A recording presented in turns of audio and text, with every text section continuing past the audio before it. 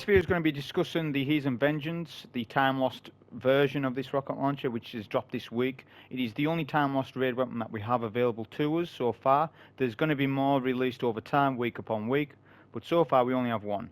So I'm going to discuss the basics about the weapon, but if you want to know the essential information, it's going to be rather near the end of the video, where I'm going to be doing a bunch of tests using Kali from Last Wish to test the damage perks of the weapon. This is how much damage can you get out of Hezen Vengeance with the rolls that we have available to us. I'll be doing it in Last Wish on the first raid boss, which is Kali. The reason why I use that is because you can just load it up and you have 25 seconds to do DPS to Kali, and then you wipe and you get a damage number. When you wipe, you get damage numbers. We don't have a testing hall and we don't have a tribute hall. We really don't have anywhere to test weapons apart from lost sectors, which I find stupid, and I don't use them because they don't show damage numbers. I'm not going to sit here with a calculator. I want the game to tell me what the damage number was, and then we can discuss from it there. I'm not going to go into different perk combinations that are also good for other things other than DPS. It's going to be focusing, comparing Vorpal weapon, cluster bombs, and the last impression, because they're the only weapon damage buffs you can get on the weapon. Really, there's no others, really. So that's what that's going to be. It's also going to. I'm only going to use Well of Radiance, which is one buff. I'll use some reloaders on here, on my gauntlets, and we'll have boss spec on all the rockets that I end up using, which is Hezen Vengeance. I only have 3 rolls, but I've got enough variety on those rolls because you get double perk combinations that you can still test everything I need to test. The only thing I didn't test was Demolitionist, which I'll get into why I didn't need to do that. So as you can see, when you get the weapon, you have double perks in all columns. That's a perk of the weapon. The only other difference as well is that you can put Adept mods in. So I could have used Adept Big Ones, but Adept Big Ones is the same damage as boss spec.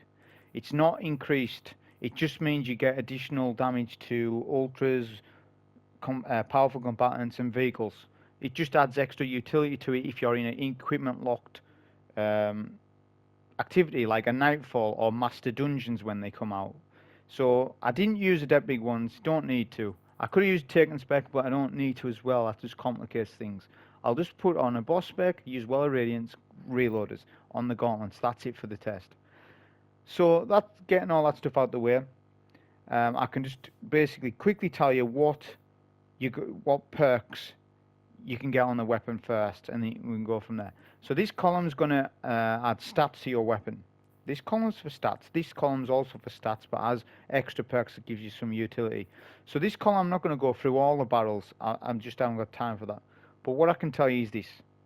If you want to use a rocket launcher for single target damage or for champions, etc., then you want a spec for velocity. Stability and handling have no bearing on your rocket launcher. Blast radius and velocity do. Blast radius is for ad control. If you're shooting a rocket on 5 ads that are spread out, if they're really spread out far, the rocket has an increased chance to kill those ads with the higher blast radius. Velocity increases travel time on your rocket, and if the boss is far away, the rocket helps to secure the shot on the boss. Velocity you spec for, okay? All rockets do the same base amount of damage. It's what perks you get on the rocket that influences the more damage you get. So a base rocket with no damage buffs will do less than what a rocket would if it had clusters, Vorpal, last impression. So this column is kind of more important because it's going to decipher what your stats are going to be. So we have black powder, which isn't very good. Because it's for blast radius. So black powder would be for ad. If you're doing ad control, black powder, that's fine. Then you got alloy casing, which I don't have. Now alloy casing is really good. It greatly increases reload speed. That is top tier. If you have it, that's a good roll, like for that column. High velocity rounds. I just said velocity is an important stat to have on a rocket. So if you get high velocity rounds, you've also got a good perk. Implosion rounds isn't that good. It's not as good as the other perks, so I wouldn't recommend it. And then lastly, you got impact casing, which increases damage on direct hits. Now, is it best in class in this column? I don't think so. some people might say that it is, but I don't think it is. I think there's better perk combinations, but I can also see it giving you that extra edge. So yes, it is and it isn't. It depends. The answer is depends. It's not yes or no. These two columns have a lot of interesting perks. So the first one has overflow, tracker module, quick draw, auto and holster, impulse, amplifier, and surplus. Surplus and quick draw we can throw out the window. We don't need it. The rest of the perks I mentioned are good. So tracker module is good. If you get it, keep hold of it, because this rocket has no means of getting tracking. So its frame is aggressive frame. There's different frame rocket launchers. Now, the frame has more of an impact on the base stats than anything else. An aggressive frame doesn't do more damage than a precision frame. They do the same damage base. Okay? If you compare the both two rockets, different frames with exact same perk combinations, each rocket will do the same damage. So, the best frame in the game is precision frame, because you get tracking for free. It does not take up a perk slot. So tracking is amazing. So that's why I still gravitate to Royal Entry being the best rocket launcher in the game, because you can get all on holster, lasting impression with tracking. That to me is the single best rocket for me. Is it the best rocket for the guy who plays Gambit? Maybe not. Is it the best rocket launcher for the guy that goes into trials? Probably not. But is it the best rocket launcher for me as a solo player 90% of the time, 10% of player raids? Yeah, it is. But that's just what my opinion is. But I'll keep going on with the video itself. So tracking, really good. Overflow is very good. As a solo player or even as a raider, this is amazing. So if you pick up a special brick, you get 2 in the mag. So you get 2 mag D1 rocket available to you, and you can keep doing that depending on how many ammo bricks are surrounding a boss or a target. So if you're killing a champion, you need a Grandmaster, being able to fire 2 rockets doubles your DPS on a champion, amazing. So this is one of the best perks for rockets in the game. But I didn't test it for means of damage because there's no damage buff for this. Okay, it will increase DPS depending on how many bricks you have around you, because you can fire more rockets that way. So that is something to consider, but I didn't consider it in the video, so just bear that in mind. But I'll mention it right now. Auto and holster is very good, so you store the weapon, it reloads itself. Depending on what weapon you pair this with, can be amazing. It's an amazing perk. If you get auto and holster, you're somewhere there. Impulse amplifier increases reload speed greatly, and projectile speed. So I've just said reload speed and velocity speed are important. Reload speed isn't important if you use an auto and holster though. Just bear that in mind. And that's all there is with that one. And then for this column here, we have got, as I said, last impression, cluster bombs, Vorpal weapon.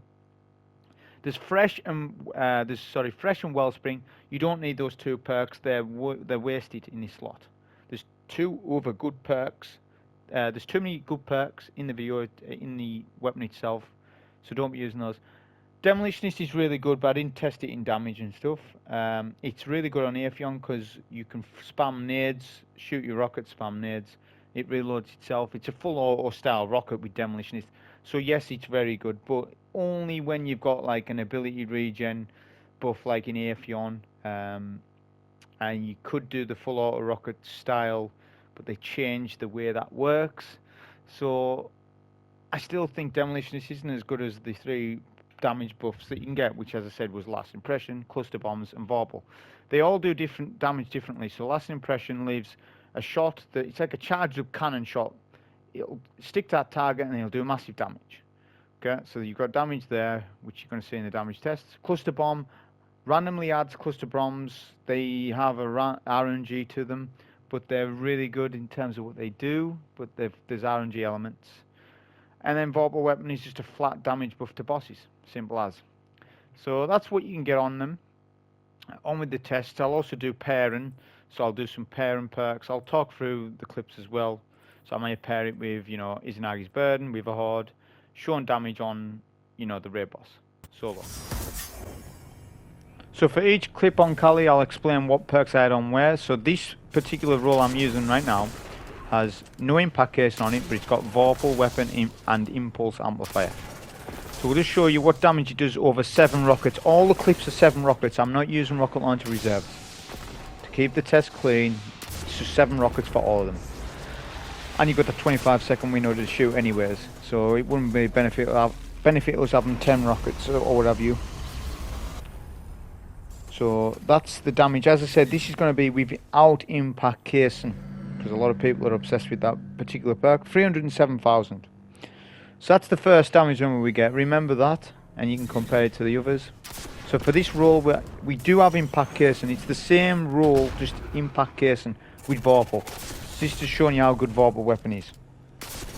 So this should be higher damage than the first clip, but how much? Is it really worth using over something like alloy casing, high velocity rounds? Is it worth using? To be honest with you, depending on what rocket you're using, if you're not using auto and holster, I'd rather have alloy casing or high velocity rounds, because you'll see the damage here. It's not enough of a damage boost. 313, 314, so we've got 7k extra damage. It's not worth it to me, but to some people it will be. So impact casing, you don't really need to use it. That's what my opinion on it is. So on this clip, it's cluster bombs, and it does have impact casing to help out. Now you'll see with cluster bombs, it's RNG. Some of the clusters will hit the target, some of them won't. That's the thing. But cluster bombs is really good on ag clear. If you're into ag clear rockets, then cluster bombs is actually really good. And so you see, not all my cluster bombs hit. I shoot my 7 rockets. As I said, we've got impact casing. So let's compare this to the previous number we got, which was 313 impact Vorpal. See how close this one is. So this is 302, nearly 303. So it's 10k less than Vorpal weapon. So it is less damage, but cluster bombs isn't as bad as people think or make out. It's actually okay. This one's going to be lasting impression with no impact casing. There's no impact casing on this one. So we'll see what damage we get and compare it to the others. Now, by rights, this particular perk should do more damage than Vorpal and clusters. But we'll see what sort of damage we get for this.